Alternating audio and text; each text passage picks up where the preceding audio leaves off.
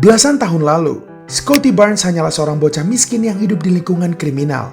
Tapi sekarang, dia justru menjadi masa depan Toronto Raptors dan berhasil mencetak salah satu statistik paling bersejarah dalam sejarah timnya.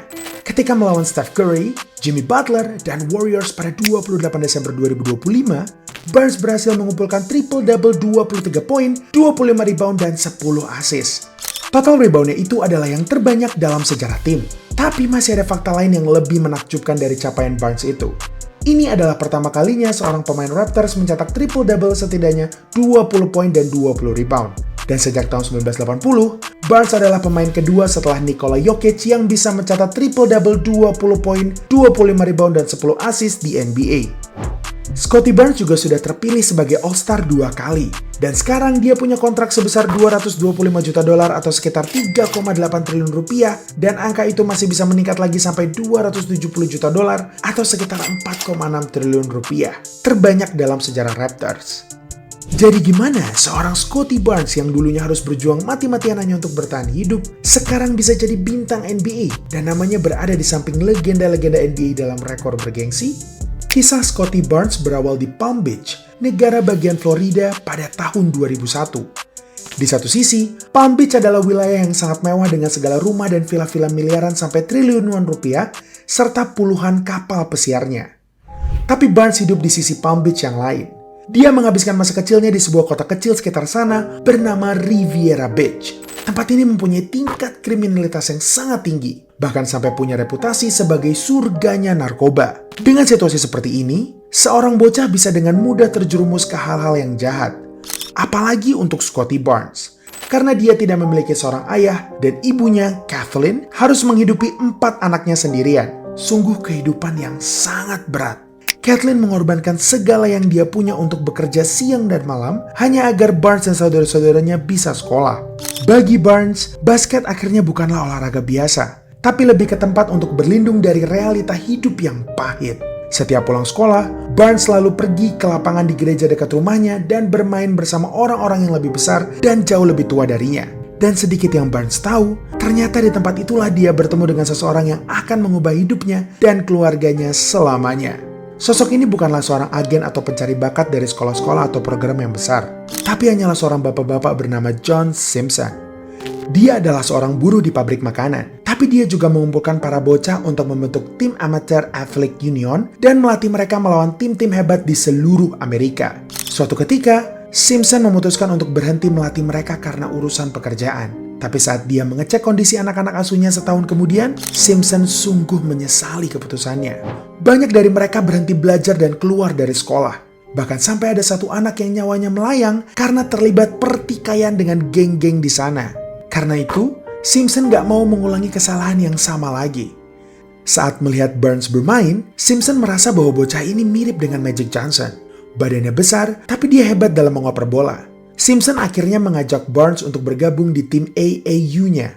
Seiring berjalannya waktu, Simpson konsisten memberikan hal-hal yang menurut Barnes mustahil untuk didapat, seperti nonton bioskop, makan enak, dan pelatihan intensif terkait fundamental basket. Simpson akhirnya menjadikan Barnes sebagai anak angkatnya. Dengan begini, Barnes akhirnya memiliki fondasi yang kuat untuk menjadi seorang pemain yang hebat. Tapi ternyata perkembangan Barnes jauh di luar ekspektasi banyak orang. Sejak hari pertama di SMA, dia sudah tampil dominan. Dia sudah melakukan apa yang gak bisa dilakukan para seniornya, yaitu membawa sekolahnya sampai babak semifinal di tingkat regional. Di tahun keduanya, Barnes pindah ke NSU University School untuk mencari kompetisi yang lebih ketat. Tapi semakin tinggi level kompetisinya, Barnes malah jadi semakin sulit untuk dihentikan. Sekolahnya punya rekor menang kalah 3-6-2. Dan dia berhasil memimpin mereka sampai jadi juara. Begitu juga pada tahun berikutnya. Saat sudah menjadi senior, Barnes pindah sekolah lagi ke Monfort Academy, akademi basket terbaik di Amerika, dan membentuk salah satu skuad SMA terhebat dalam sejarah bersama Cade Cunningham dan Day'Ron Sharpe. Dari total 25 game, mereka nggak pernah kalah, dan rata-rata jarak kemenangan mereka adalah 39 poin. Wow! Dia akhirnya terpilih untuk bermain di McDonald's All-American. Di tingkat internasional, dominasinya tetap sama. Barnes berhasil memenangi 3 medali emas beruntun bersama timnas junior Amerika. Dengan begitu saja, Barnes sekarang punya reputasi yang menjanjikan sebagai seorang prospek bintang 5. Dia memilih Florida State University sebagai langkah selanjutnya di NCAA. Tapi apa yang dia alami di sana sangat aneh dan jauh berbeda dari prospek-prospek unggulan lainnya. Meski kehebatan dan talentanya sudah diakui, dia lebih sering bermain sebagai pemain cadangan.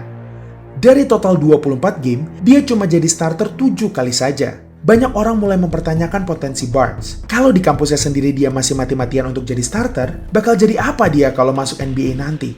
Ternyata pelatih Florida State saat itu punya maksud lain yang bakal bermanfaat untuk perkembangan Barnes.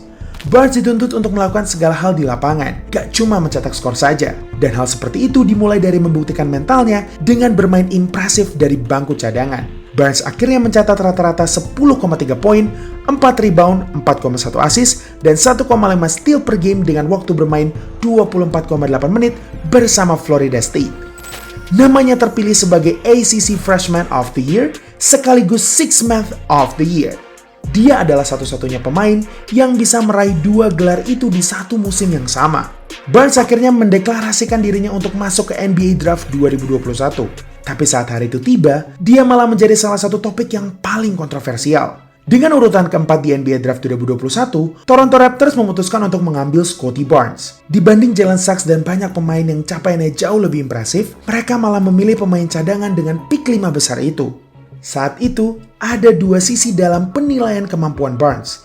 Statistiknya memang terlihat biasa saja, tapi dia punya kemampuan playmaking, defense, serta IQ dan membaca kondisi di lapangan yang sangat bagus. Dia dinilai bisa menjadi franchise player, tapi di sisi lain, banyak orang juga mengkritik shootingnya yang jelek dan menganggap Barnes gak punya posisi yang permanen di lapangan. Tekanan ini bakal menghantui Barnes sepanjang musim pertamanya di NBA. Namun keputusan Raptors sudah bulat. Mereka menginginkan pemain yang punya mentalitas pemenang dan versatile di sisi defense, dan Barnes adalah orang yang sempurna untuk itu. Dan ya, setelah semua perjuangan yang ia lalui sejak kecil, Scottie Barnes tidak akan menyia-nyiakan kesempatan ini. Pada musim pertamanya, dia langsung membuktikan bahwa dia memang layak dipilih di urutan 5 besar.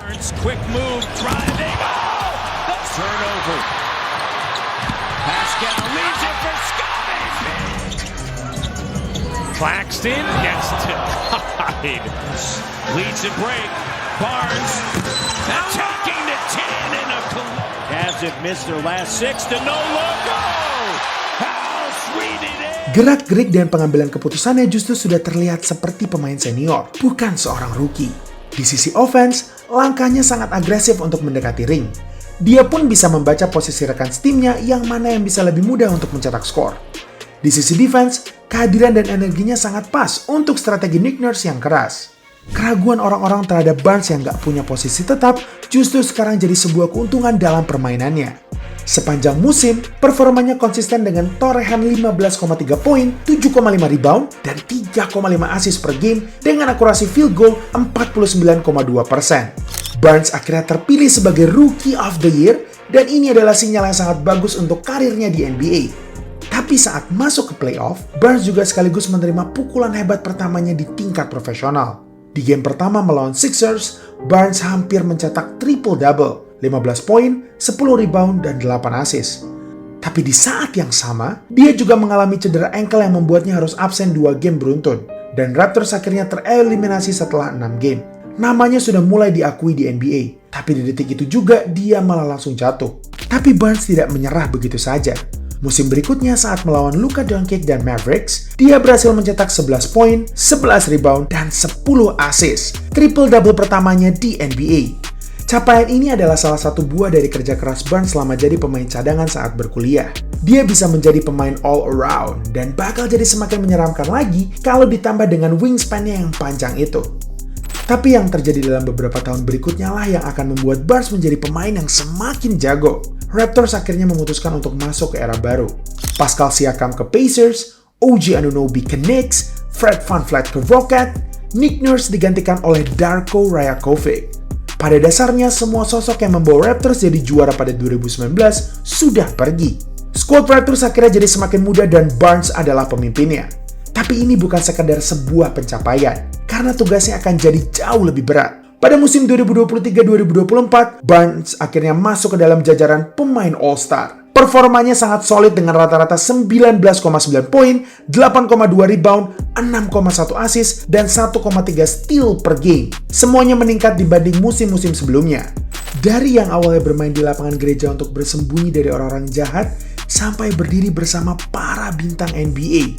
Tentu ini adalah momen yang sangat berarti bagi Barnes. Tapi ternyata, ini adalah siklus yang sama dalam karirnya. Beberapa minggu setelah All-Star Weekend, Barnes mengalami cedera berat di tangannya. Dia harus dioperasi karena itu. Dengan kata lain, Barnes otomatis bakal absen sepanjang musim. Di saat Barnes mendapatkan pencapaian besar, cedera selalu menghantamnya.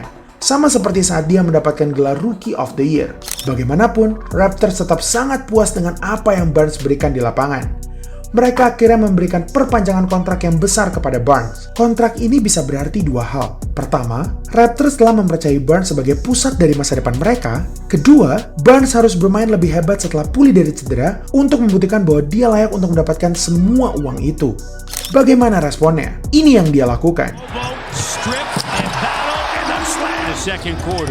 Scotty attacking his former teammate Pascal. Right now. That has high expectations, and Scotty driving with a left. 40%. Scotty weaving. Scotty.